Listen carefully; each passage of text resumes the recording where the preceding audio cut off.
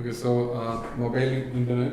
So with the introduction of mobile phones, more number of devices got connected. So if you check this different eras, we can see that the common factor is the number of devices connected. So here the number of devices are very less, and here it is much more, but still less compared to internet of this era, this time period.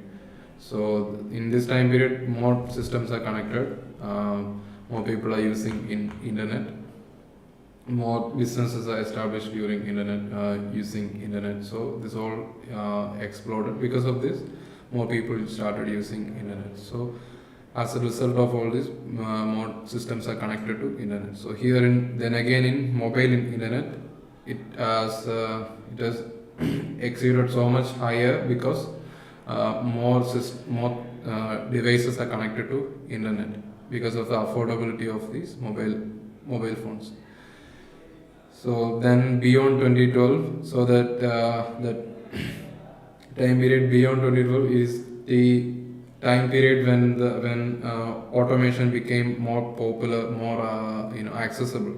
So like automation was mostly possible only for like very big developments. So in small cases, people were not able to use it, implement it, that type of systems. But these days with the type of SOCs and controller boards and SBC, single board computers that are available, and also different type of software tools.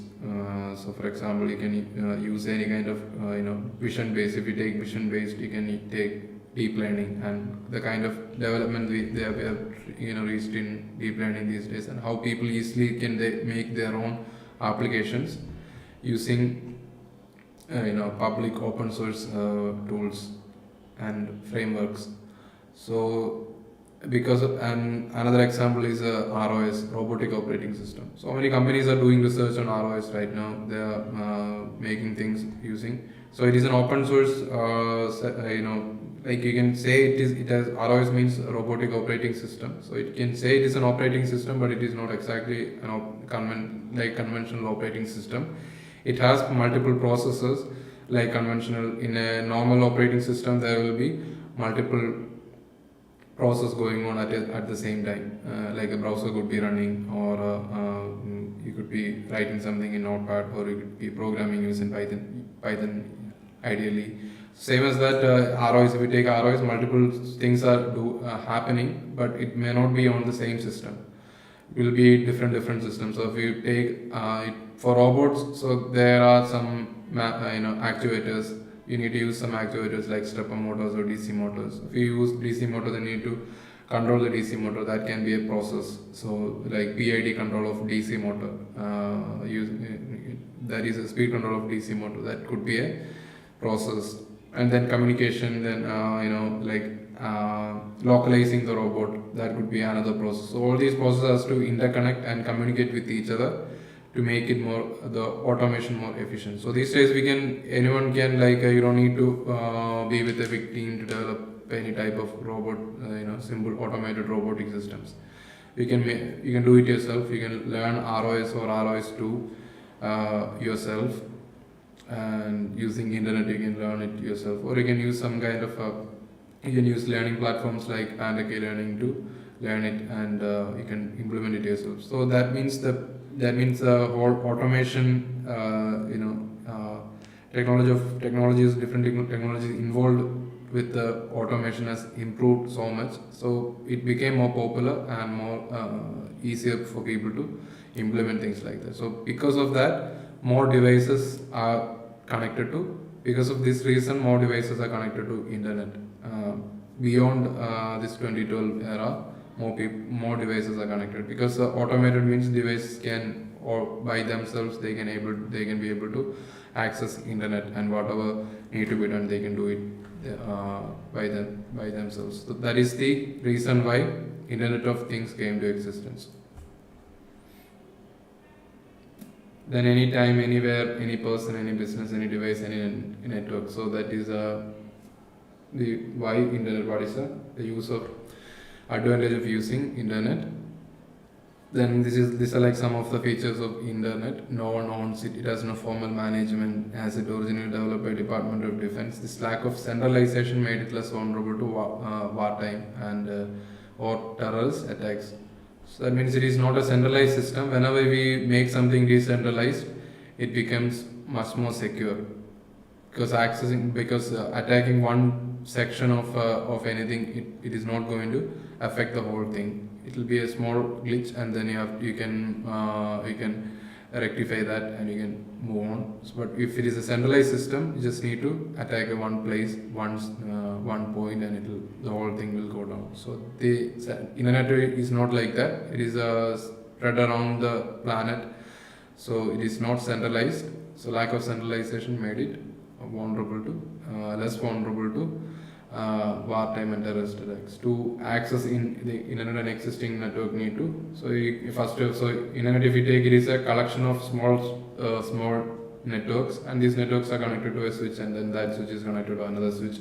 So it is a collection of different type of networks, and these small networks can pay a small registration fee and agree to certain standards based on TCP and IP, and they can connect to the internet.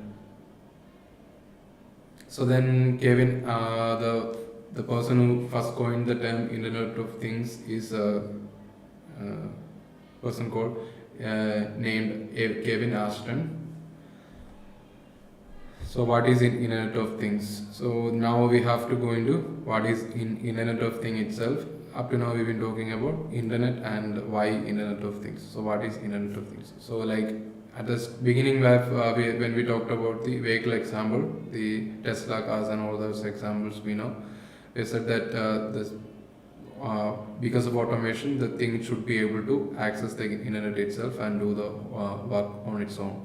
So that is same idea that is given in this brief definition here. Internet of Things is the network of physical objects, devices, vehicles, buildings, and other items embedded with electronic software, sensors, and networks. Connectivity enables these objects to collect and exchange data. So when you take any objects, so this thing in Internet of Things could be anything. Could be a vehicle, a building, or an appliance at your home, or a small system that you made yourself. So it could be anything. So, but if you take a vehicle, it won't be able to access the internet on its own because it's a mechanical machine. It needs some electronic parts, electronics devices in it to access the internet. Electronic modem to access the internet first of all, then other electronic computing devices for different type of operations. So that is the main idea here. So any of these, all of these objects will be embedded with electronics, hardware and software, then softwares and sensors, then it will be connected to a network. So the main idea is for these objects to collect and exchange data. So take internet, any operation that we do in internet can be basically defined as a collection and exchange of data. Whatever we do, if we think about it, that's all we can do using internet, and use it for different type of operations. So this is like a brief definition of simple definition of what is Internet of Things. Then in a single sentence, anything, anywhere. So like what are the in a single sentence, if you can say what is Internet of Things. Then machine-to-machine communication. Machine-to-machine communication is a very important thing here in Internet of Things. So with the advent of automation, Internet of Things became much more popular because machines on their own are able to access internet and do different type of operations. So it's one of the main ideas of Internet of Things.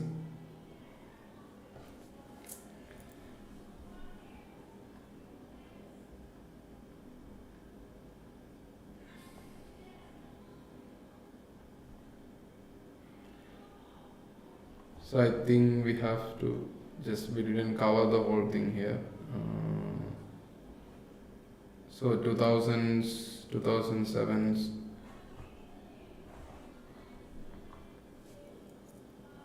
So like I think we didn't cover the Internet of Masses part here, which is the era after the IT boom happened. The internet more businesses started started investing in internet and creating new services in using internet. So that means internet became more popular, and but still people are not able to access it from home environment because it is not affordable for most people. So that's why there was a number of internet cafes at that time. So people in it, like the accessibility problem was because of the speed of internet. So if you take a household connection, it won't be that fast, and if you take a high speed household connection, that means you have to spend so much money on that. For one system, maybe you only have a single system and you're only single person using it. For that you cannot pay that much money for high speed internet. So at that time the idea was to develop this type of internet cafes where there are like multiple systems, 10 or 20 systems, and these systems will have a common or multiple internet connections, and because there are multiple systems, they can use high speed internet, and people can use these systems to access internet, and they can pay based on pay on hourly basis. So that means they can do whatever they want to do with the internet. They can use the internet at that time period, high speed internet. So it wasn't, so the number of devices is not that much high in that case. So here also with the mobile internet, that number of devices increased. So like so an example of Internet of Things, like a single instance. If we take a single instance of an example, it is on your campus. So wherever you are, like it is whether it is a college campus or an industrial campus or IT park or whatever it is, you can implement Internet of Things in many different areas.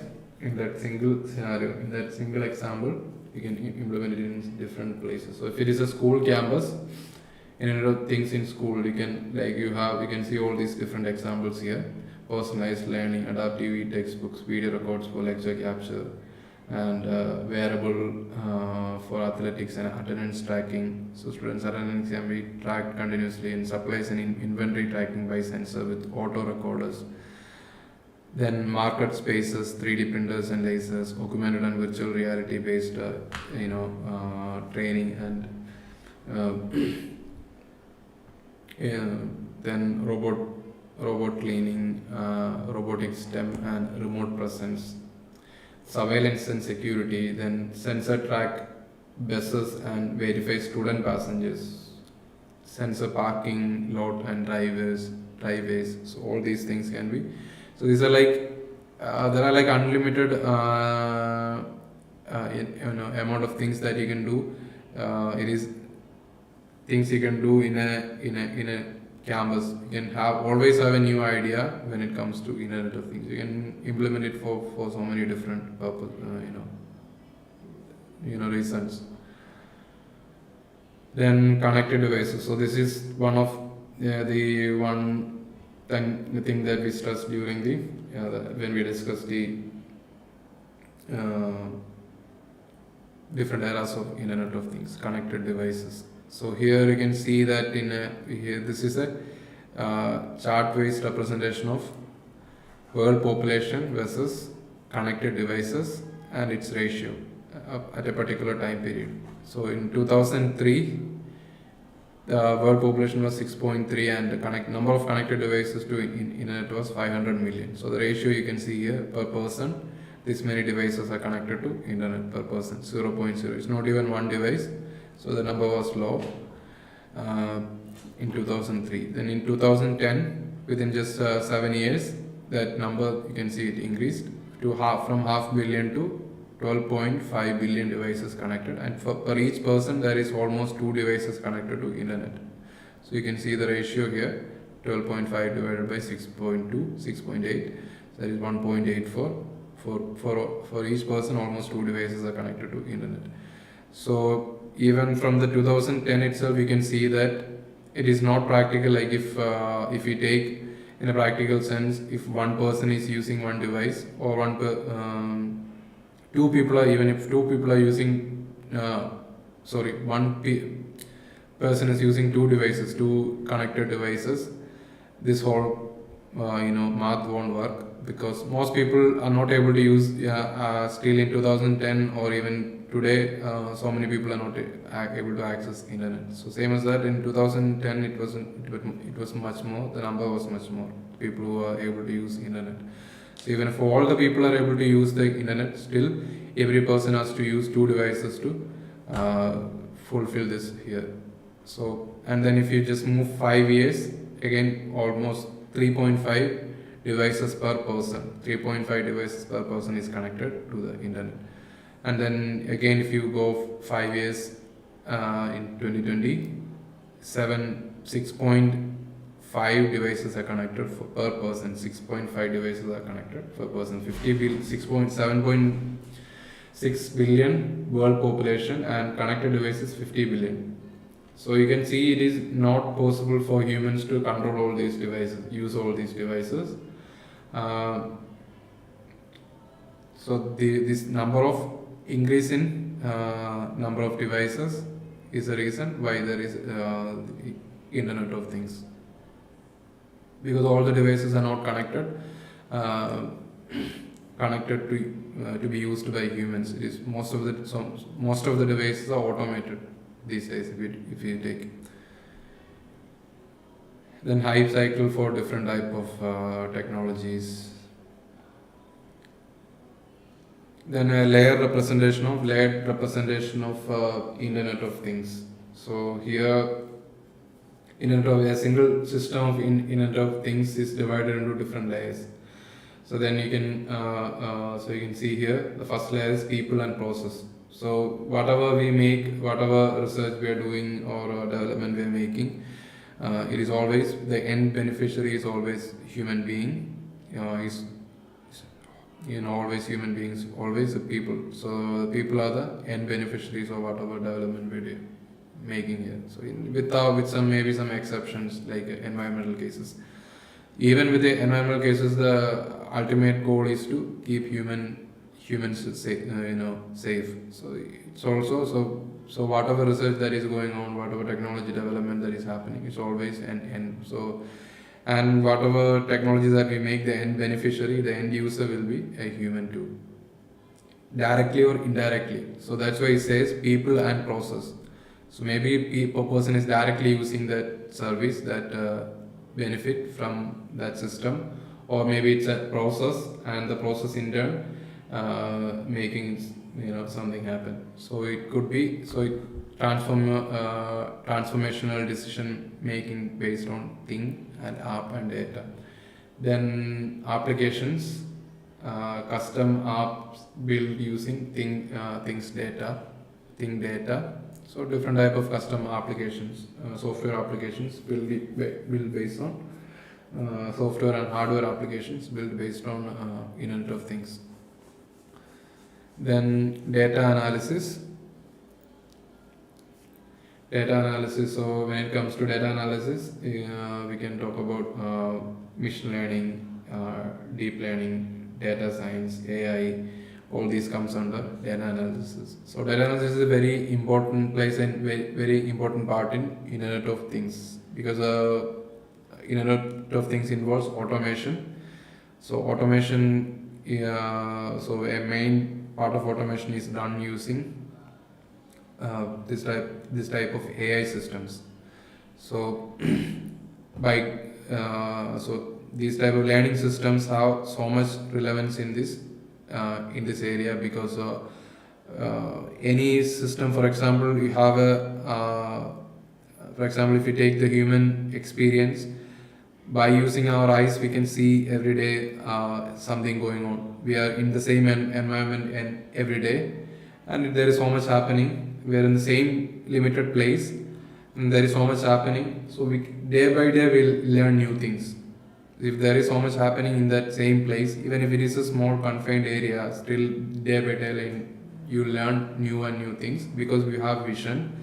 By seeing things we can understand things, so we learn more and more by doing that. So from it is just one sense, and we can use all the other senses to learn more and more. So same as that, when it comes to automation of creating any kind of intelligent or any kind of artificial intelligence, you need these sensors.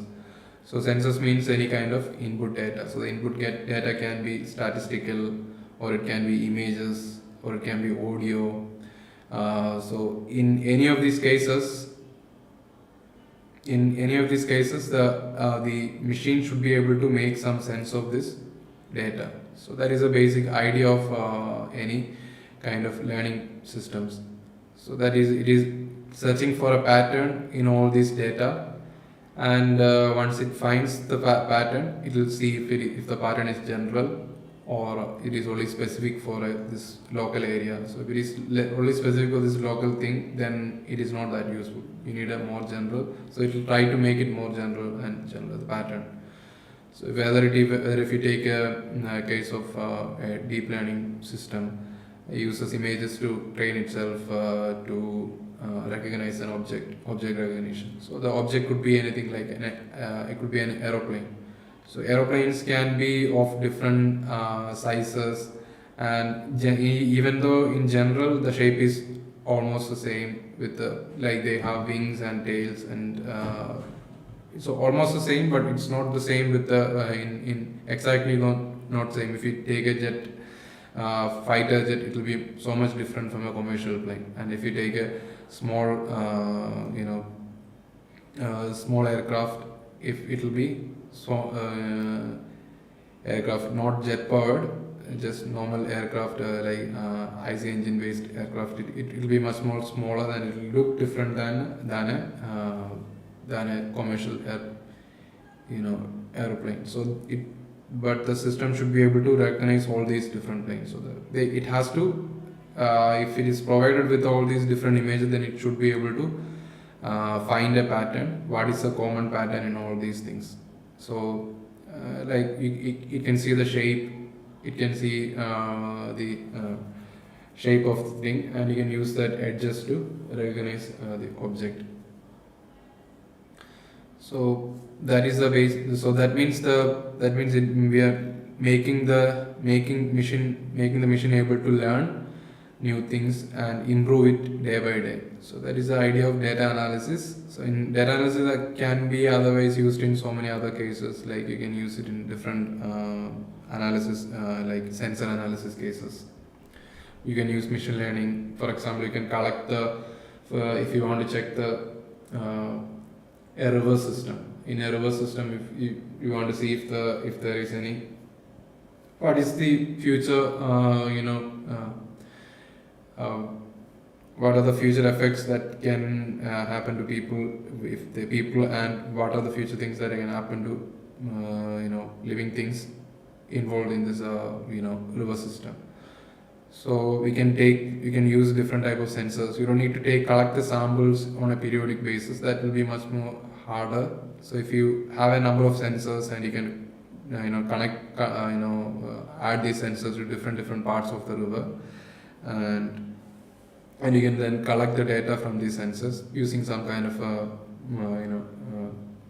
chip or a device. You can collect the data from these sensors, and then the device will update the data to a cloud, and cloud itself you can implement a machine learning program to analyze the data to predict whether this is going to be any problem for the flora or fauna of the river system, or for the people who are using the river water. So that can be analyzed using machine learning easily. So that these are like some of the examples of data analysis. And then data ingestion, big data harvesting, all these comes under. So like personalized arts. So by analyzing our data, being able to cater for the people. Then global infrastructure like cloud infrastructure, public, private, hybrid, managed. then connectivity and edge computing, communication protocols. So different type of communication protocols, Wi-Fi, IP, TCP, all these comes under this part here, connectivity. Then things, at last things itself. So things, devices and sensors and controllers. So these are the basic parts of basic engines of the when it comes to Internet of Things. Like any kind of hardware that is needed, electronics hardware that is needed for the thing to work, the whole system to work. Then different type of examples in home. Then how things can communicate. So we already talked about how things can learn about the environment surrounding it. So a camera is one way, and we can also use multiple different type of sensors, whether it is a robotic system or any kind of system. So in the river water system, case of river water system, it can use sensors to read different parameters. For example, like dissolved oxygen level and turbidity value of the water, and then other elements, different type of elements that present in the water. Measure these using different type of sensors. So sensor, like if you take a sensor that like the definition it says here, a sensor is a device that measures a physical quantity and converts it into signal, an electrical signal which can be read by an observer or by an instrument. So signal can be read by, so it can be an electrical signal or can be a meter reading. So the meter reading can be observed by a person, or if it is an electrical signal, then it will be read by any kind of computing instrument system. So the sensor basically, so it is a sensor in its basic sense. It uses some kind of in general, if you talk about sensors, it uses some kind of some kind of mechanism to convert a physical parameter into electrical signal. So if you take temperature sensor, one of the most basic temperature sensor is LM35. If you take the LM35 sensor, it uses the property of semiconductors to measure temperature. So you know that semiconductors are susceptible to external temperature. It is semiconductor materials like silicon. Silicon is susceptible to so many different outside factors, such as like magnetic fields or electric fields or temperature. So most of the devices that we use in electronic silicon based devices are shielded from this because we don't need that changes. So it is shielded. But when it comes to temperature sensor, it uses this specific property of semiconductors, that temperature dependability. So when temperature increases, the current through the semiconductor will change. So using that, you can measure the temperature. Using a 1 degree change in temperature means that much change in current or voltage. So voltage variation. So using that voltage difference, you can calculate the temperature easily. So that is one mechanism that is used for converting a physical parameter into electrical signal.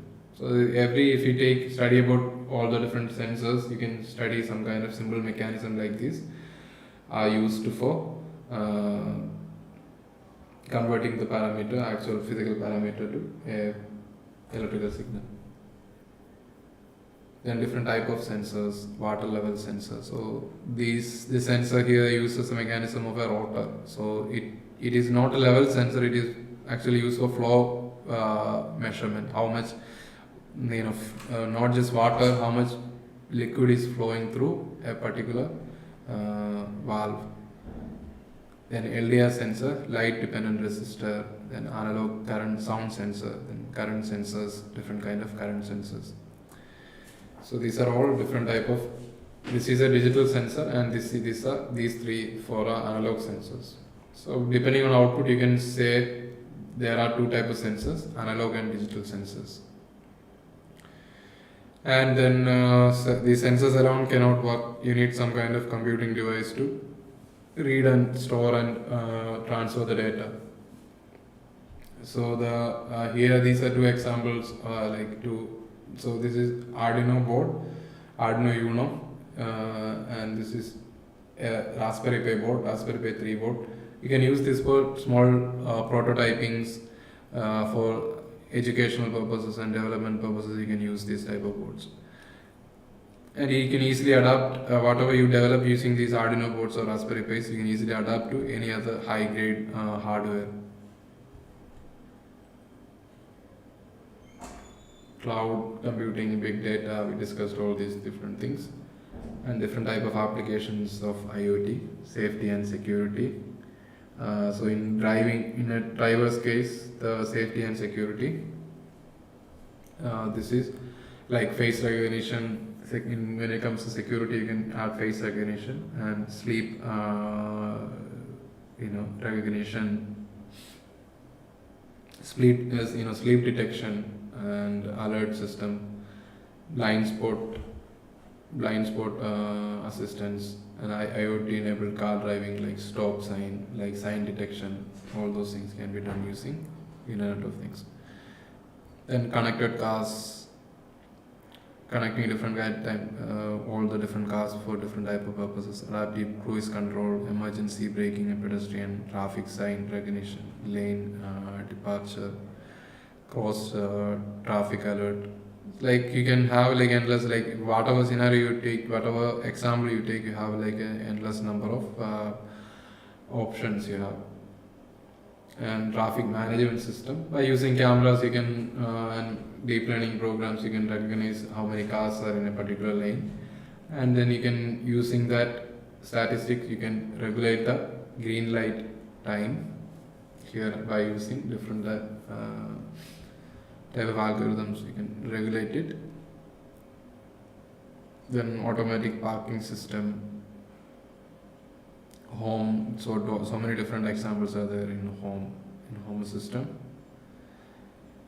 So we have to wind up the session. So I hope it was helpful for you. So this is just a brief introduction to Internet of Things. We haven't discussed any